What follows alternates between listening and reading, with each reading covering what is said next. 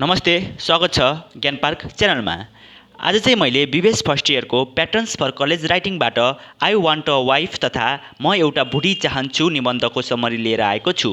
अब चाहिँ यो निबन्ध सुरु गरौँ लेखकको परिचयबाट। आई वान्ट अ वाइफ भन्ने निबन्ध चाहिँ जुडी ब्राडीले लेखेकी हुन्। उनले चाहिँ धेरै सामाजिक मुद्दा र विषयहरूमा विभिन्न लेखहरू प्रकाशित गरेकी छिन्। उनी क्यान्सरको मुद्दामा सक्रिय भइन् र 1990 मा वोमेन एन्ड क्यान्सर भन्ने किताब सम्पादन गरिन्। साथै 1991 मा 1 in 3 भन्ने किताब पनि प्रकाशित गरिन्। उनले टक्सिक लिङ्क कोअलिसन तथा विषाक्त गठबन्धन स्थापना गर्न पनि ठूलो योगदान दिइन्। टक्सिक लिङ्क कोअलिसन चाहिँ एउटा यस्तो संस्था हो जुन चाहिँ क्यान्सर र वातावरणीय मुद्दा तथा समस्याको लागि पैरवी गर्न तथा हेरचाह गर्न समर्पित हुन्छ। महिलाको स्थितिको पृष्ठभूमि। ब्राडी चाहिँ सन् 1969 देखि नै महिला आन्दोलनमा सक्रिय भइन्। आई वान्ट अ वाइफ भन्ने निबन्ध चाहिँ सन् 1972 मा मिस म्यागजिनमा प्रकाशित भयो, जुन पत्रिकाले चाहिँ नारीवादको मुद्दाको चर्चा निकाल्ने गर्थ्यो। सन् 1972 मा चाहिँ अमेरिकामा नारीवादको मुद्दा तथा आन्दोलनहरूले शिखर चुमेको थियो। सन् 1966 मा चाहिँ अमेरिकामा महिलाका लागि राष्ट्रिय सङ्गठन भन्ने संस्थाको स्थापना भएको थियो, जसको चाहिँ देशैभर सयौं केन्द्रहरू रहेका थिए। त्यसपछि काङ्ग्रेसले महिलामाथिको विभेदलाई रोक्दै समान अधिकारको कानुन संशोधन तथा पारित गर्यो। त्यसको साथै काङ्ग्रेसले शिक्षा संशोधन ऐन पनि पारित गर्यो, जसमा चाहिँ हरेक विद्यालयमा पढ्ने सबै विद्यार्थीहरूको लागि सङ्घीय कोषको लाभ प्राप्त गर्ने अवसर समान हुनुपर्छ भन्ने कुरा भनेको थियो। त्यतिखेर महिलाहरू कुल श्रम शक्तिको 40% सम्म मात्र काम गर्थे, जुन सङ्ख्या चाहिँ अहिले 50% पुगेको छ, जसको कारण थियो सन् 2008 मा सुरु भएको गम्भीर खालको आर्थिक मन्दी, जसको कारण चाहिँ महिलाको तुलनामा बढी जसो पुरुषले आफ्नो काम गुमाए। सन् 1970 मा बच्चा भएका 18 वर्ष मुनिका आमाहरू 40% भन्दा पनि कमले रोजगार पाएका थिए। अहिले 3 क्वार्टर काम गर्दछन्, त्यसमध्ये 38%ले फुल टाइम र पुरै वर्षभरि काम गर्दछन्। त्यस्तै घरमा बस्ने बुबाहरू तथा बच्चा भएका पुरुषहरूको सङ्ख्या 0 बाट 1,60,000 पुगिसकेको छ। अब बुझौँ जुडी ब्राडीले के कारण यो निबन्ध लेखेकी छिन् र के कारणले गर्दा उनलाई स्वास्नीको तथा बुढीको आवश्यकता पर्यो। यस निबन्धमा के कुरा चाहिँ उनले खुलाएकी छिन्, साथै उनी आफ्नी बुढीले के गरोस् भनेर चाहन्छन् र उनी यसमा आफूलाई एउटा पुरुषको रूपमा हेरेकी छिन्। उनी भन्छन्, म मान्छेको वर्गीकरणको त्यो वर्गीकरणमा पर्दछु जसलाई बुढी तथा स्वास्नी भनेर चिनिन्छ। म एउटा बुढी हुँ अनि बुढी भइसकेपछि स्वाभाविक नै छ कि म एउटी आमा पनि हुँ। धेरै लामो समय भएको छैन, मेरो एउटा केटा साथी भर्खरै गरेको सम्बन्ध विच्छेदपछि निकै फुर्तिलो देखिन्थ्यो। उसको एउटा बच्चा पनि थियो र त्यो बच्चाको आमा थिइन् डिभोर्स भएकी बुढी र ऊ अर्को बुढी खोज्दै थियो। मैले एक साँझ आफ्नो कपडामा इस्त्री लगाउँदै गर्दा अचानक उसको बारेमा सम्झेँ। त्यो कुरा अचानक मलाई पनि लाग्यो कि म एउटा बुढी चाहन्छु। त्यसका कारणहरू थुप्रै निस्के कि म किन बुढी चाहन्छु। यसरी चाहिँ उनले त्यो डिभोर्स भएको व्यक्तिमा आफूलाई पाएकी छिन् र के कारणले गर्दा उनी बुढी चाहन्छन् भन्ने कुरा खुलाएकी छिन्। म विद्यालय जान चाहन्छु ताकि म भविष्यमा आर्थिक हिसाबले स्वतन्त्र हुन सकूँ र आवश्यक परेको खण्डमा म प्रति आश्रित रहेकालाई सहयोग गर्न सकूँ। म एउटी बुढी चाहन्छु जो घरमा काम गर्छिन् र मलाई स्कुल पठाउँछिन् र म स्कुल जाँदै गर्दा मेरा बच्चाहरूलाई हेरचाह गर्छिन्।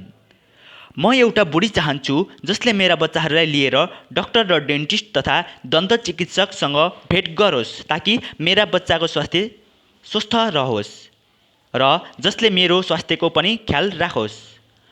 म एउटा बुढी चाहन्छु जसले मेरा बच्चाहरूलाई खाना बनाएर खुवाओस् र उनीहरूलाई सफा राखोस्। म एउटी बुढी चाहन्छु जसले मेरा बच्चाको लुगा धोओस् र तिनीहरूलाई उचित ठाउँमा राखोस्। म एउटा बुढी चाहन्छु जसले मेरा बच्चाहरूलाई उचित पोषणको व्यवस्था गरोस्, उनीहरूलाई विद्यालयका लागि तयार गरोस्, निश्चित होस् कि बच्चाहरू उसको साथीहरूसँग पर्याप्त घुलमिल छन्, तिनीहरूलाई पार्क र चिडियाखानामा लगोस्। म एउटी बुढी चाहन्छु जसले मेरा बच्चा बिरामी हुँदा ख्याल राखोस्, जसले तिनीहरूलाई विशेष र अझ बढी हेरचाहको आवश्यक पर्दा तिनीहरूको छेउमा उपलब्ध होस्। किनभने म स्कुलको कुनै पनि क्लास छुटाउन चाहन्न।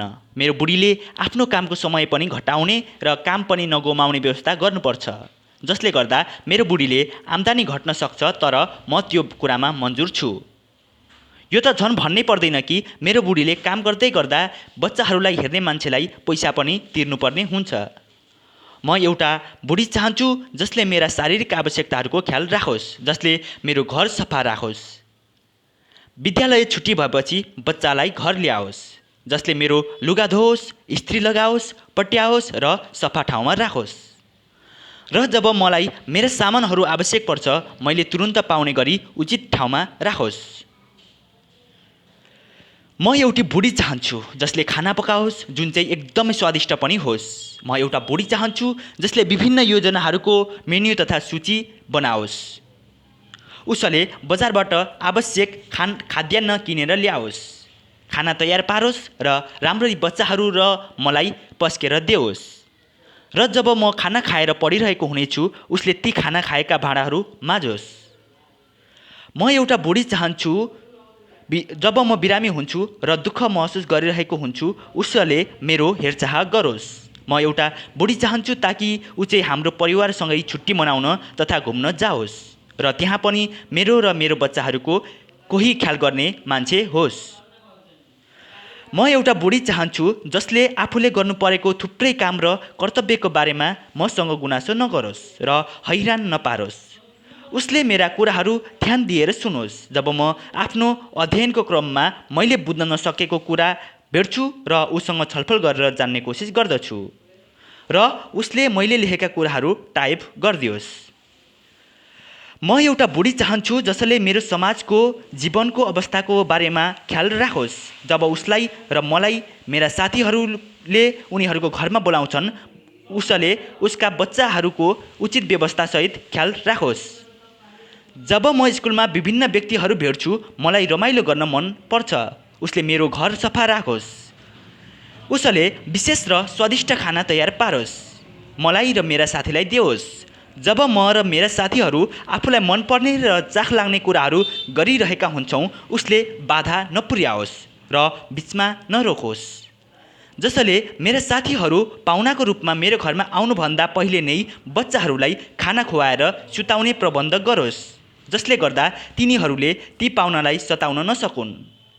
उसले मेरा साथीहरूको ध्यान राखोस् ताकि उनीहरू सहज महसुस गरून् र यो पनि थाहा पाउन् कि उनीहरूसँग स्ट्रे तथा चुरोटको ठुटा राख्ने वस्तु छ भनेर।